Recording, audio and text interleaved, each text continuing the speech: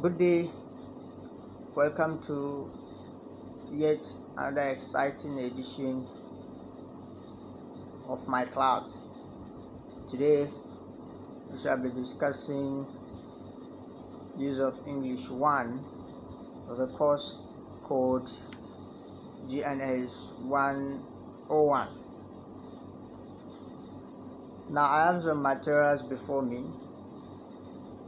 I am going to make it as natural as possible as I look through my materials while I also maintain eye contact with you. Now, the learning objectives of this course include but not limited to students are expected to identify and discuss satisfactorily certain useful techniques one would employ to assist in note-taking activities in any situation. They are also, of course, expected to understand the significance of this important activity, note-taking, under listening skill, as far as study skill is concerned. Number 2, students are also expected to identify certain problems that are often associated with second language learners of English, and this is for them to avoid them. Number 3, as a learning objective, students are expected to identify and of course avoid common faults readers find themselves battling with in the course of reading activities. Students are also, of course, expected to know the relationship that exists between language and communication, expected to identify and understand the features of language as well as the place of English language in particular in Nigeria as a country. So without much ado, we will delve into the course proper. Now, to start with, study skills simply means those strategies, those clever approaches you are expected to know and apply in the course of your academic activities. And this is very important because it is a known fact that as a scholar, as a student that you are always confronted with lots of activities, with lots of responsibilities, academic responsibilities, from attending lectures, doing assignments, undertaking CA tests, doing presentations, and what have you.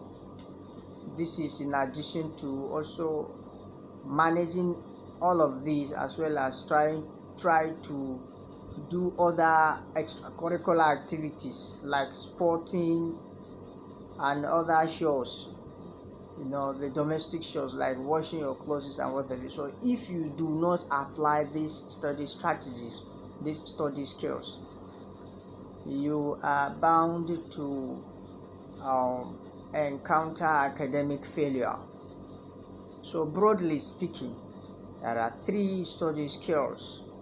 Number 1 is listening, 2nd is writing, and 3rd is reading. Second is reading and 3rd is writing. Second is writing and 3rd is reading. I take that again. 3 basic study skills broadly. Number 1 is listening skill. Number 2, writing skill. Number 3, reading skill. Now, under listening skill, there are certain actions that one is expected to carry out. While listening to a lecturer or a presenter, you are expected to write down things, and this action is called jotting, but the formal name for it is note taking. not taking. Is an action. First action one is expected to carry out whenever you are listening to a presenter or a lecturer. You don't just sit down like Kimbo watching and probably at the end of the day sleep envelops you. No. As you are listening, you are jotting down very, very important key points, a very, very important point that the lecturer or the presenter is making. Another action that you are expected to carry out while listening to a presenter or a lecturer is you adopt what we call abbreviation. You abbreviate whatever it is you are writing. This is because if you don't abbreviate certain words or points, the tendency is high that you are going to miss track. You are going to miss what the lecturer is discussing. So therefore you need to apply abbreviations. So these are two basic actions one is expected to undertake or to do when one is listening to a lecturer. Now, still under study skill, there is a second action one is expected to do, which is writing. Please kindly note that in the first strategy there, which is listening, the process or the action of jotting down what the lecturer is saying is also, which is jotting or not taking, is also writing. But the writing then is haphazard. The writing there is not well prepared. So this is why we have specifically another action under study skill that we refer to as writing skill. Now, when carrying out this action of writing, it is expected that you do it after the lecturer's or presenter's presentation. And this is when, of course, you are expected to write everything that you had written during class hours in full.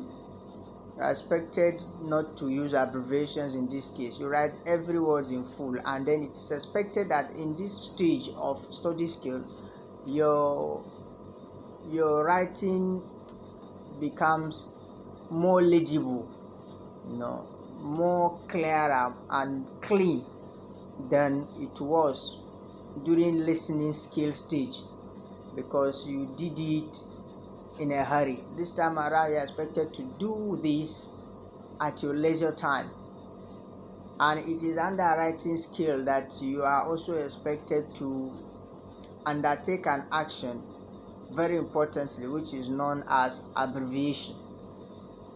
The use of a dictionary. Certain words that you had come across, which during class hours you didn't understand, and there was no forum for you to ask questions. It is in writing skill that you are expected to consult your dictionary to understand both the grammatical meaning and function of that word. The third action under study skill that you are expected to undertake is what is referred to as reading skill. Reading is the third and last stage in study skills. Why? Because it is when a presenter had presented, when a lecturer had lectured you, and you had jotted down some points, and you had transferred those jots into a well organized material that you will be able to satisfactorily decode what you had been taught earlier by your lecturer in the class or classes. So the third aspect or stage of study skill is reading skill. In this stage, there are certain actions you need to undertake, that you need to master, and there are certain things that you need to avoid. Otherwise, you will stutter, you will find yourself battling in an effort to decode, or if you like, to comprehend what your lecturer had taught you. Now, under reading skill, some strategies that you will apply include what we call skimming and scanning. These two are very important. Skimming is a situation whereby a student go through a material, or if you like, a literature.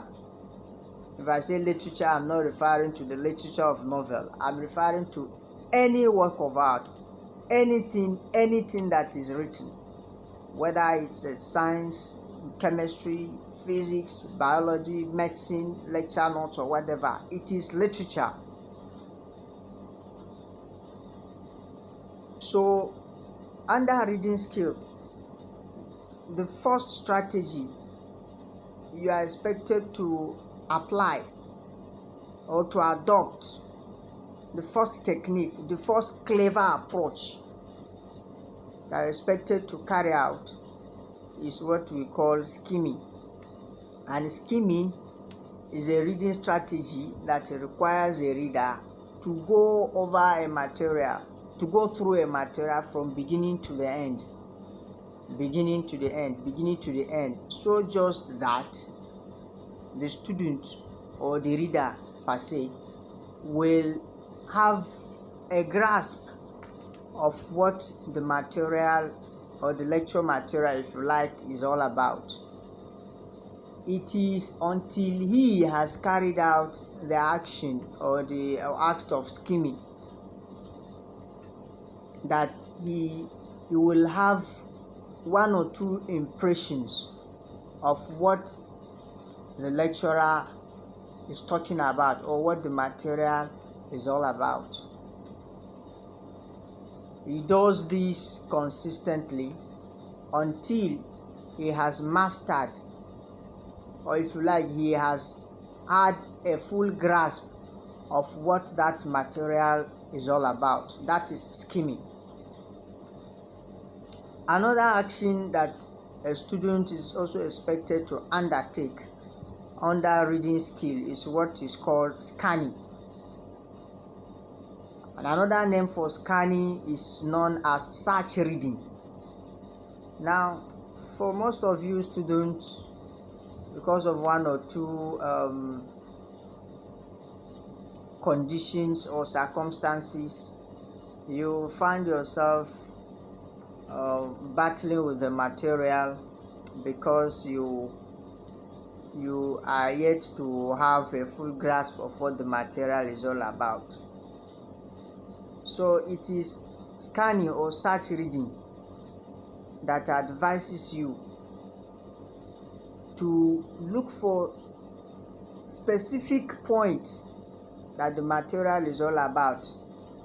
This specific point might include definition of concept, the typologies of certain concept or idea, if there is or there are, the significances, the importance, the advantages, the disadvantages, that were discussed in the passage.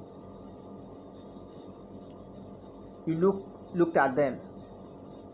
Arguments that were proposed, arguments that were put forward, either in support of a concept or against certain concept or idea. You look at them and then you write them out.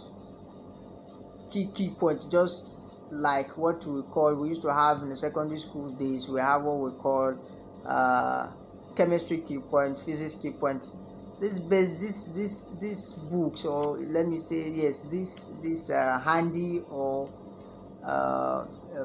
portable materials were used very well by students like you and I, whom have very low comprehension ability, and of course we are looking for a shortcut,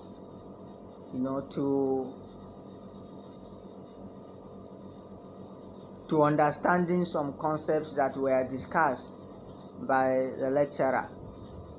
So this is what search reading is all about. And most of us, or if you like, some of us,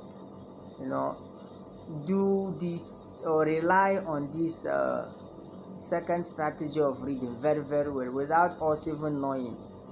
Sometimes before you enter an examination hall, you forgot a concept or an idea, and you had to, why is my book before I enter? You are passing through pages, flipping through. That is a particular thing you are looking for. You want to grasp that because you believe that is a key point, is an important idea or concept or an information that you need to hold onto your head so that you can be able to have it discussed in your exams. So this is what we call scanning, or if you like, search reading. However, there are certain faults that you need to avoid if you must comprehend easily any material that you have come across. Some of these faults include: number one, vocalization. It is a big impediment to you to vocalize whenever you are reading a material. What is vocalization? You are reading out what you are reading to the hearing of any person close to you. For example, if you say, I light the place of English as a Nigerian. No. That is vocalization. No. Reading is an important aspect that a student must know and apply in his or her academic pursuit. You are reading aloud. That is vocalization. It is an impediment. It will inhibit your reading progress. And it is a big stumbling block to you in comprehending any material that you are reading. Another impediment of reading which you must avoid is you are reading and you are pointing your hand at what you are reading. You need to avoid that. It's very important to avoid it, otherwise you make progress. If you are pointing, your reading will not be fast, and if you don't read fast, it also slows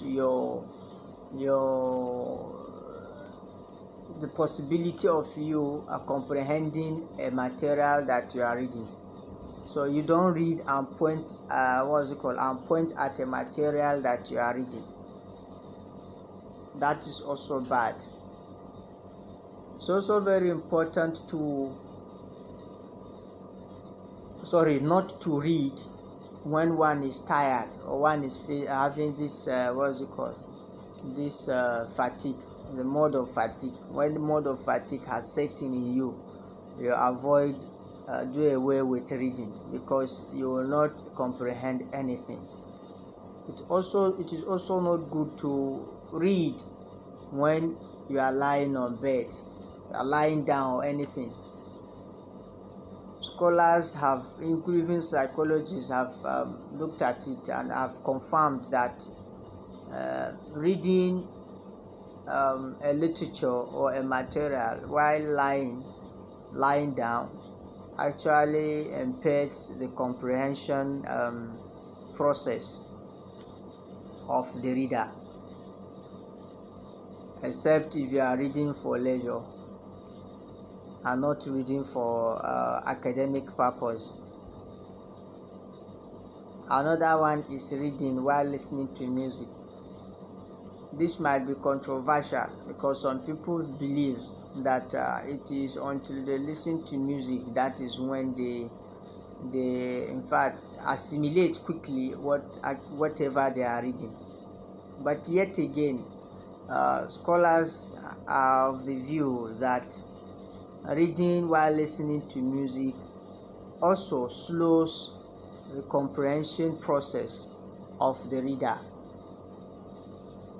Some even believe that it makes the comprehension very impossible. One will just be reading over and over again, but of course one wouldn't grasp anything, and one will not retain anything that he believes he had read. Another impediment, if you like, should I say limitation or common fault, that a student must avoid while reading is to avoid taking alcohol or any intoxicant. Of course, this does not require any dispute. This doesn't require any argument against by anybody. One actually knows that when one has taken hard drug or anything and becomes intoxicant, one becomes half mad, in quote. So scholars are of the view strongly that you avoid taking of alcohol or any intoxicant, because it will make your comprehension of what you are reading very impossible, or if you like, very, very slow, if at all you can comprehend and retain. So moving forward now, we are going to the next topic, but then before then I will need us to do some exercises. The exercise is this: why do you believe students need to know and master study skills in the course of their academic pursuit? Why do you believe that students need to know and master study skills in their academic pursuit? The second question is, why do you believe that scanning, or if you like, search reading, as one of the strategies, one of the forms of reading, is important in the life of a student? Thank you very much. See you in the next class.